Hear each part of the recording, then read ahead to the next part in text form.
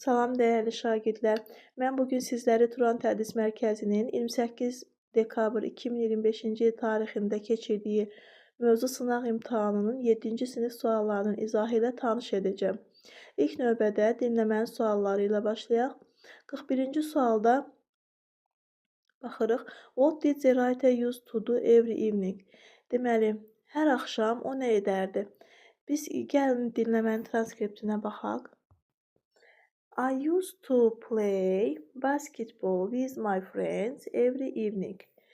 Mən hər axşam dostlarımla basketbol oynayardım. Deməli, bu testin doğru cavabı play basketball B variantı olacaq. 42-ci sualda Where did they used to climb trees? Onlar harada ağaca dırmaşardılar? We also use it to climb trees in the park near our house. Biz evin yaxınlığındakı parkda olan ağaclara dırmaşardıq. Və deməli, A variantında in the schoolyard səhvdir, B variantında in a forest səhvdir. Doğru cavabımız olacaq C variantı in the park near their house. 43-cü sualda the writer didn't use to watch TV because televizora çox baxmazdı. Niyə baxmazdı? Gəlin səbəbinə baxaq. I didn't used to watch TV very much because I preferred playing outside. Mən çox televizora baxmazdım, çünki çöldə oynamağa üstünlük verirdim. Deməli, o çöldə oynamağa üstünlük verirmiş. B variantı doğru variantdır burada. 44-cü sualda What does the writer usually do in the evenings now? İndi axşamları nə edir? I usually stay at home and study in the evening.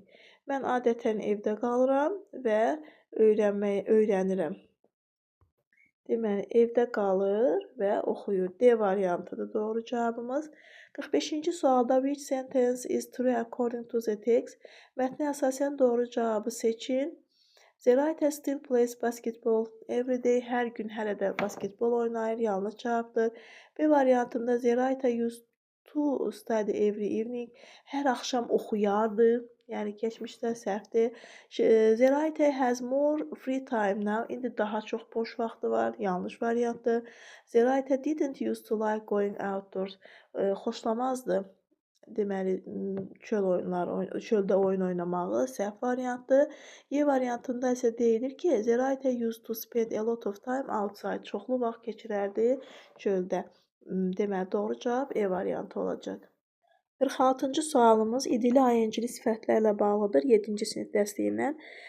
Deməli, sonu idi ilə bitən sifətlərimiz canlılara, ING ilə bitən sifətlərimiz isə cansızlara aid olur. The book is so boring olacaq. Deməli, ING-li sifət olacaq. İrəlidə də deyir ki, I want to change this book. Bu kitabı dəyişmək istəyirəm. Deməli, o kitab maraqlı deyilmiş. Deməli, doğru cavabımız burada B variantı olacaq. 47-ci sualda to enough qaydası ilə bağlı sualdır. 7-ci sinif dərsliyindən. Biz bilirik ki, to üstəgəl sifət zərf olur. Sifət zərf üstəgəl enough olur. To həddindən artıq çox deməkdir. Enough isə kifayət qədər deməkdir. Burada deməli biz görürük ki, nöqtələrdən əvvəl tol var.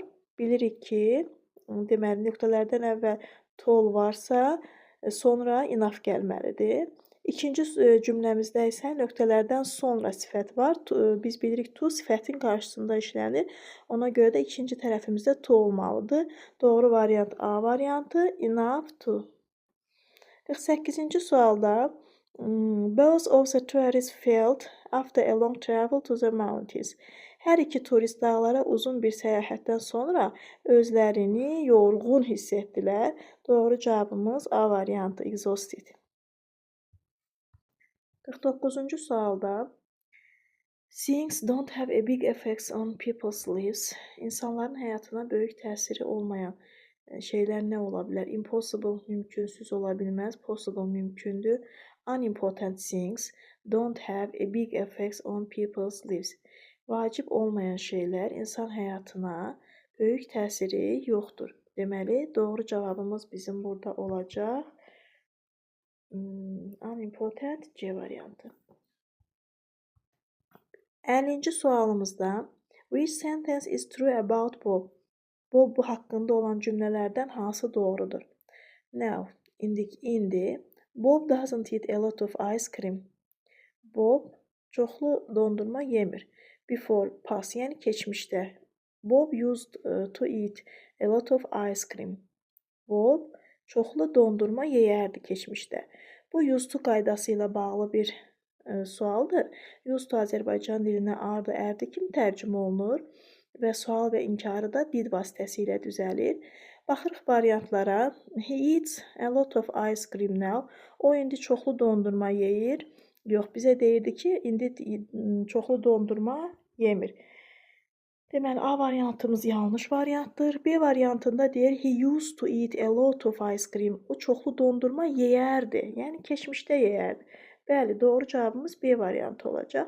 C variantında deyir, he didn't use, yeməzdi, səhvdir. D variantında ümumiyyətlə heç baxmağına dəyməz. Çünki Bob kişi cinsidir, she ola bilməz. Y variantı da elə həmçinin, deməli, bizim doğru cavabımız olacaq B variantı.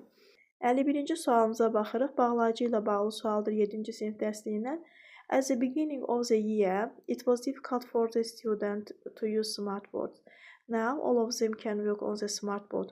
Deməli, ilin əvvəlində uşaqlar ağıllı lövhədən istifadə etməkdə çətinlik çəkirdilər. İndi onların hamısı istifadə edə bilirlər. A variantında so, elə ona görə də deməkdir. B variantında and və deməkdir. C variantı but ancaq deməkdir. Because, çünki, or və ya yaxud deməkdir. Deməli, burada ziddiyyət var. İlin əvvəlində istifadə edə bilmirdilər və ancaq indi istifadə edə bilirdilər. Ziddiyyət ilə bağlı olan fikirlərdə isə biz bağlayıcı kimi C variantında, but bağlayıcısından istifadə edirik. 52-ci sualımızda Ömər 15 years ago, Ömər 15 il əvvəl. Gəlin görək variantlarımıza baxaq. A variantında deyir used to drink coffee. Çoxlu kofe içərdi. Amma göstərir ki, used to drink coffee. Burada yuxarıda göstərir ki, didn't drink coffee. Kofe içməzdi 15 il əvvəl. Deməli, A variantımız bizim yanlış variantdır. Didn't used to drink coffee. Deməli, kofe içməzdi. Bəli, elə doğru variantımız B variantı olacaq. Hansı ki, burada göstərilir. Çoxlu kofe içməzdi. Yəni, 15 il əvvəl kofe içməzdi. Doğru cavabımız B variantı. 53-cü sualda deməli cəm ismi istəyir bizdən. A variantına baxırıq. Görürük ki, phonetics sözü sayıla bilməyən isimdir. B variantında billiards, C variantında business, employees, D variantı doğru cavabımızdır. E variantında isə chess sözü, hostess sözü təkdir. Deməli, doğru cavab D variantı. 54-cü sualımızda choose the correct variant, doğru variantı seç. Sözləri düzgün izahlarla birləşdirməyimiz lazımdır. Fascinating, valeh edici, incredible, inanılmaz, freezing, dondurucu. Deməli, very interesting A variantında fascinating sözü ilə uyğunluq təşkil edir. Incredible, inanılmaz. Very difficult to believe, yəni çox çətin inanmaq üçün.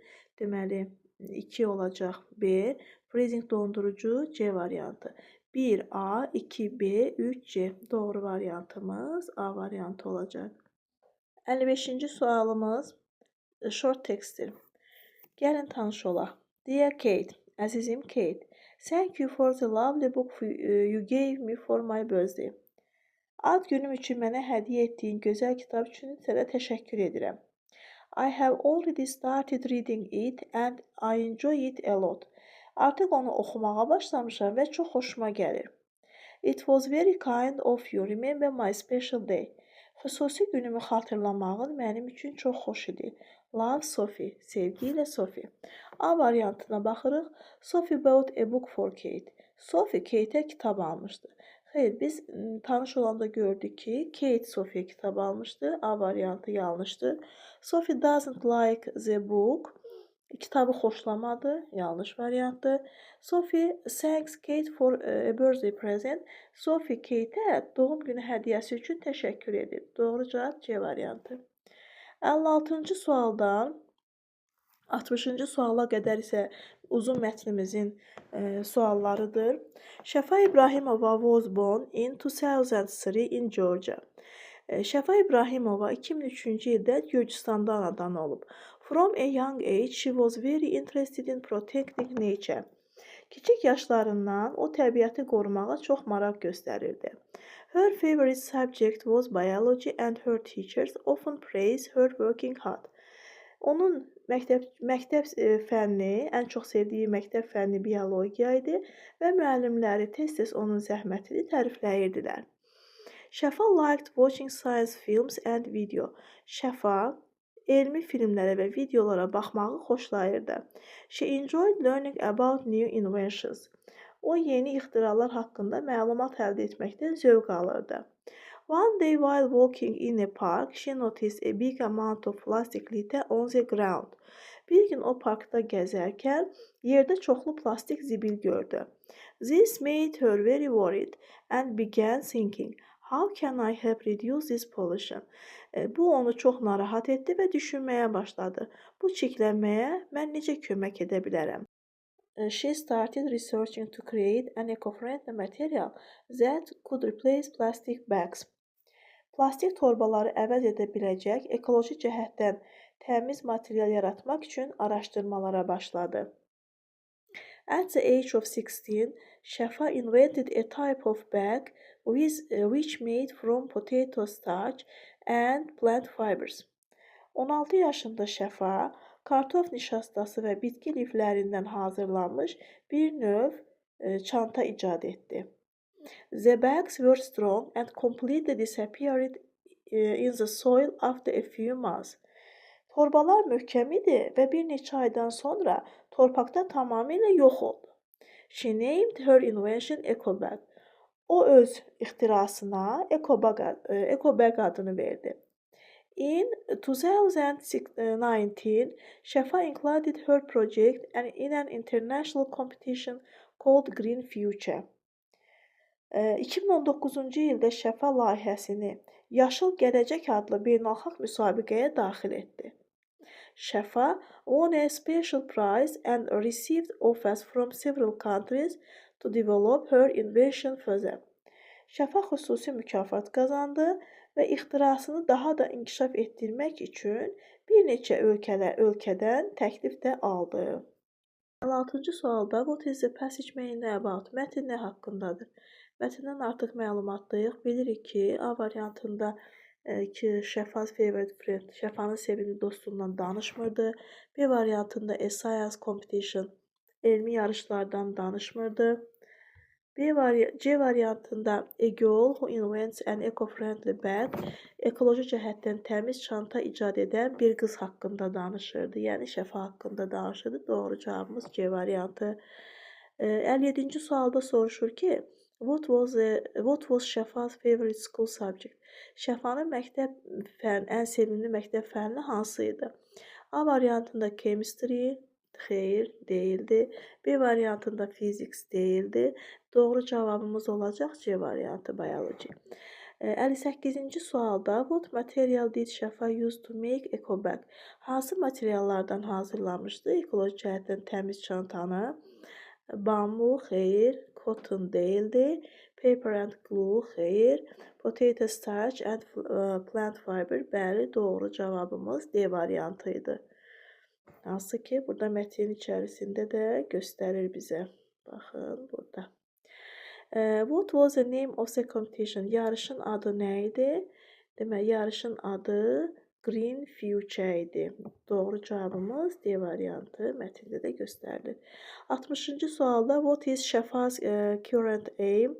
Şəfanın deməli məqsədi nə idi?